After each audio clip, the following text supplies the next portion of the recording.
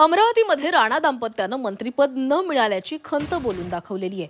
मी मंत्रिमंडळ विस्ताराआधी अनेक जॅकेट शिवून ठेवले होते।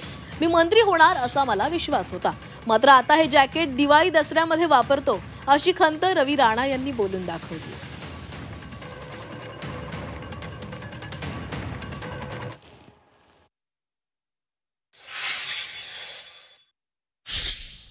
मी अनेक जॅकेट शिवून ठेवले होते। मला असा विश्वास होता की मंत्री बनणार आहे, पण ते जॅकेट पडले असल्यामुळे मला असं वाटतं दिवाळी दसऱ्याला घातले पाहिजे, म्हणून मी आज घालत आहे। त्याच्यामध्ये गुलाबी आहे, निळे आहे, हिरवे आहे, लाल आहे, सगळ्याच कलर त्याच्यामध्ये आहे।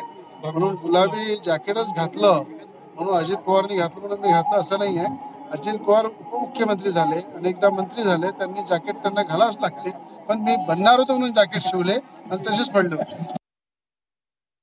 बोलते ना समुंदर को गम है, समुंदर नहीं बता सकता है, नहीं रो सकता है। वैसी परिस्थिति थी हमारी कि समुंदर इतना बड़ा है कि ना वो आंखों से बता सकता है ना वो बयान कर सकता है। तर त्याच पद्धतीचं भावना असेल त्यांची, आणि मी ते काम करणारी आहे।